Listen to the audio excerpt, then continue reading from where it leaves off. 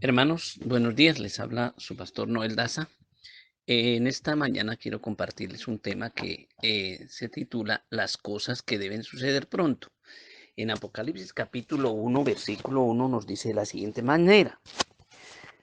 En el nombre del Padre, del Hijo y del Espíritu Santo. Amén.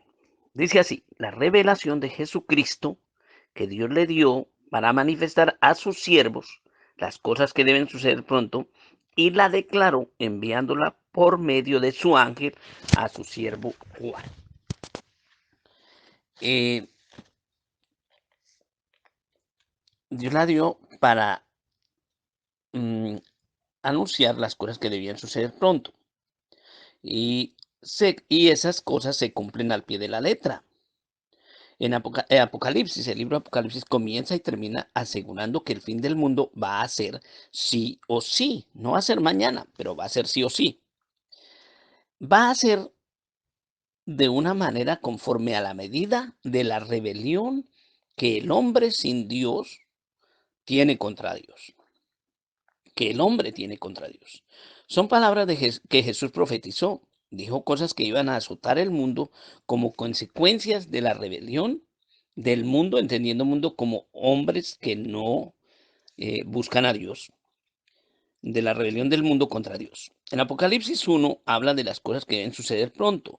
Y en Apocalipsis, en su último capítulo, en Apocalipsis capítulo 22, versículo 6, aparece la frase mostrará a sus siervos. ¿Y quiénes son los siervos del Señor?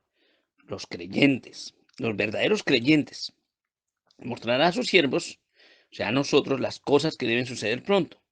Entonces es imposible que podamos evitar o hacer que no suceda lo que Dios, lo que Cristo profetizó, ni con oraciones, ni con decretos, ni con marchas, ni con pancartas, ni con protestas, ni siquiera que los países tuvieran presidentes o gobernantes cristianos. Nada va a revertir lo que Jesús aseguró que sucedería. Alguien podría decir, pastor, pero si dice la Biblia que al que cree todo le es posible. Sí, ese todo está sujeto a la voluntad de Dios, al plan de Dios. La oración eficaz, diría otro, del justo puede mucho. Sí, claro, pero si esa oración no va de acuerdo o contradice lo dicho por Jesús, entonces no está de acuerdo en la voluntad de Dios y el Señor no la va a responder. Lo que profetizó Jesús se va a cumplir y jamás podremos cambiar o impedir que se cumpla o que pase o suceda. Sería ir en contra de su voluntad. Lo que debemos es prepararnos para el fin, como dice Lucas capítulo 12, verso 43. Bienaventurado el varón que cuando venga el Señor lo encuentre haciendo así, o sea, que esté preparado, que esté firme. Y podríamos preguntarnos qué cosas pueden suceder pronto. Se habló de la aparición de gente sin ley, o sea, de la palabra iniquidad. El misterio de la iniquidad es la aparición de gente sin la ley de Dios. Am, es una especie de anarquía en todos los sentidos, fuera, o sea, de gente que está fuera de la ley de Dios. O sea, un mundo en un caos total en que en todos los aspectos. Hoy vemos otras cosas que suceden y que van a suceder antes de que Cristo venga. Por ejemplo, segunda de Tesalonicenses nos muestra una de las cosas y la menciona clarito. No voy a leer el texto, pero ahí en segunda de Tesalonicenses usted encuentra una de estas cosas y es la apostasía. Eh, y dice así, os rogamos hermanos que no os dejéis mover fácilmente de vuestro modo de pensar. O sea, está hablándole al cristiano. ¿Qué es lo que Jesús anunció que tiene que cumplirse y que va a haber un final del mundo y que todos recibirán su paga? No hay que dejarse mover de lo que está escrito en la palabra, porque dice que no os dejéis mover por cualquier viento de doctrina. No podemos ser como hojas al viento. Respecto a la venida de Cristo, no tenemos que angustiarnos, ni debemos conturbarnos o alborotarnos. En otras palabras, no debemos perder la paz y la tranquilidad, ni por espíritu, ni por palabra o por carta como si fuera nuestra. Eran mensajes que escribían a nombre de Pablo, pero que él no los había escrito. Como hoy en día hay muchos mensajes que dicen que son del Señor, pero no son del Señor. Y respecto a que esos mensajes, respecto a la venida del Señor, porque está cerca. En segunda de Tesalonicenses, capítulo 2, que ya lo mencioné, el verso 3, hace una advertencia: nadie os engañe, porque no vendrá Cristo sin que antes se manifieste la apostasía. Apostasía viene de una palabra griega apostasion, que significa abandonar, separarse, divorciarse. eh, Se abandona, se rompe el pacto matrimonial, abandono deliberado. En este caso sería un abandono deliberado del Evangelio, separación de Cristo, separación de la verdad de Dios. La apostasía solo es en aquellos que un día dijeron amar a Jesús y lo confesaron y gustaron del don celestial, pero que finalmente decidieron divorciarse de Jesús. En otras palabras, no habían creído realmente. Deciden divorciarse de Jesús de manera libre y voluntaria. Separarse, abandonar, podríamos decir, los caminos de Dios. Jesús lo dijo que sucedería antes de su venida. Y Lucas capítulo 18, verso 8, nos hace referencia a una mujer que le pedía justicia a un juez injusto. Y ahí nos dice: os digo que pronto les hará justicia. El Señor se está refiriendo a quién les hará justicia, a sus escogidos. Pero hay una pregunta también que dice ahí: pero hallará fe en la tierra. Y se está refiriendo que si Jesucristo hallaría fe en la tierra. Esto es bien interesante, ya que podemos ver en varias versiones cómo dice este versículo. En la versión Dios habla hoy dice: ¿encontrará todavía fe en la tierra? ¿Y por qué esa interrogante? Por la maldad que hay en el mundo, por la apostasía, por la iniquidad, perdón, también. El amor de muchos se enfriará. Amén. Solo un remanente fiel se mantendrá firme. La versión de la palabra de Dios para todos dice: encontrará aquí gente que crea en él, refiriéndose a este mismo versículo. Y en la traducción al lenguaje actual dice: ¿acaso encontraré gente que confíe en Dios? Los verdaderos creyentes en el tiempo de la venida del Señor serán muy pocos, porque dice: como en los días de Noé. ¿Cuánta gente creía realmente en los días de Noé? Solamente él y su familia. Amén. Hoy hay apostasía dentro del cristianismo. Ese es como un distintivo. Usted ve en YouTube un montón de cosas que no tienen nada que ver con la palabra del Señor ni con el Evangelio de Jesucristo. Y muchas de esas se han convertido en grandes congregaciones, mega iglesias, pero con una práctica que nada tiene que ver con el verdadero evangelio. Y vemos ejemplos. Si usted quiere ver ejemplos, ahí en YouTube puede encontrar muchísimos en donde usted ve que están decretando, que están predicando abundancia, que están predicando positivismo y repítase algo hasta creerlo y hacerlo realidad, palabra creativa, y eso no es de la Biblia. También va a haber muchas señales extremas, pero que no son del poder del Espíritu Santo. Si una persona pues está interesada en eso, en YouTube va a encontrar muchas de esas expresiones, y a la luz de la Biblia pueden verse que no tiene nada que ver con el Evangelio. Eh, Realmente, si usted no tiene una fe firme, mejor ni mire eso. Bueno, apostasía hace referencia al abandono del Evangelio de Cristo. Amén. Y como lo decía, apostasía haciendo referencia al abandono de Cristo, usted puede encontrar gente que era, pero que ahora reniega del Evangelio de Jesús. Y tal vez se pregunte qué les ha pasado. Eso es apostasía. Se han olvidado, se ha oído un mensaje, profecías de que antes de que venga Cristo habrá un avivamiento. Pero piensen, si Cristo preguntaba si hallaría fe en la tierra, ¿será que va a haber un gran avivamiento de gente que realmente crea? Siempre hablaba un remanente fiel. Hace poco el Señor le hablaba a mi hermano Omar y le decía que los trigales de él madurarán. Más bien yo pienso que es que el Señor va a permitir que los trigales, grupos de personas que creen en el Señor, se afiancen durante todas estas situaciones que les permita y durante estas cosas que deben suceder y que están sucediendo. Amén. Entonces, yo pienso que los trigales son ese remanente fiel que va a madurar. Pero la apostasía se va a llevar a muchos, porque según la Biblia las cosas serán muy difíciles para los verdaderos creyentes. La Biblia dice que antes de la venida de Cristo vendrá la apostasía, no dice que vendrá un avivamiento mundial. Tal vez muchos vengan a Jesús, pero serán pocos comparados a los millones de seres humanos que se pierdan, que no acepten la verdad de Cristo.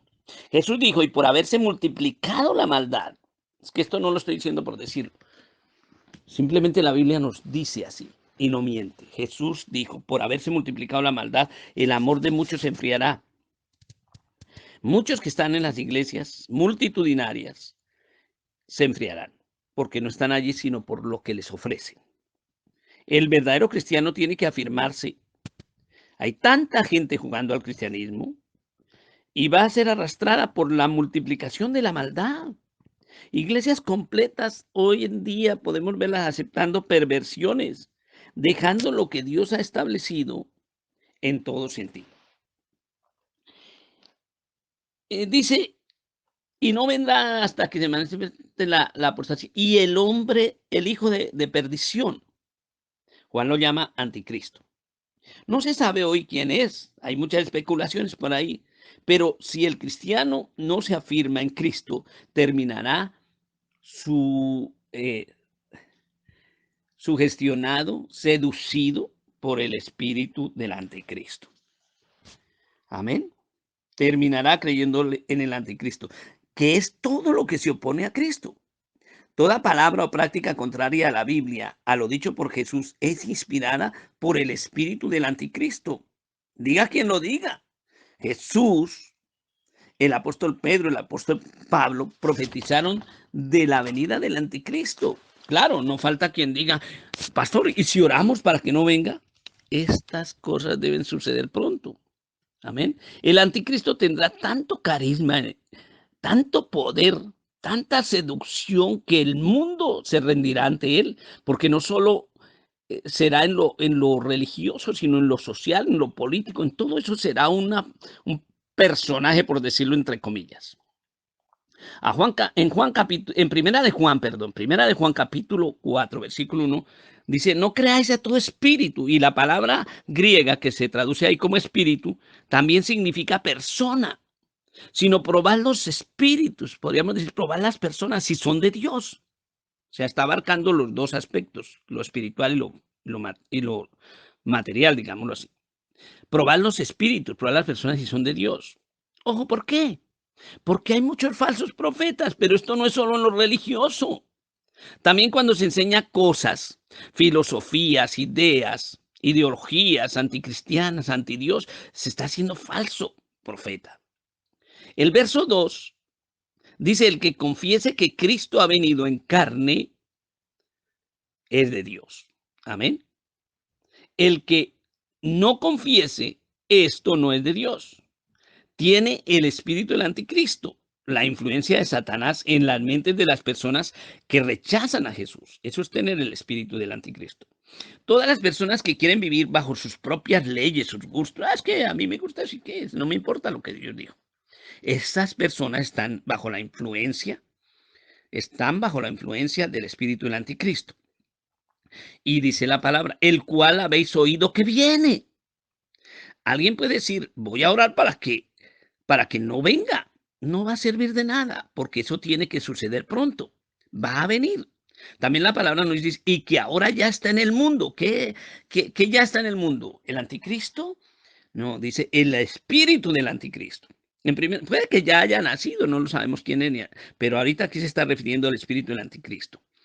En primera de Juan 4:4 dice, hijitos, vosotros sois de Dios y los habéis vencido, porque mayor es el que está en vosotros que el que está en el mundo.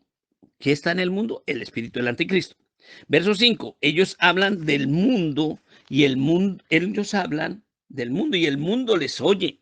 Por eso sacan leyes donde se aprueba el aborto, el matrimonio igualitario, la ideología de género, leyes donde se defienden las mascotas, los animalitos, que no se extingan, pero se condenan a los niños aún desde antes de nacer, cuando se favorece el aborto y cosas así por el estilo.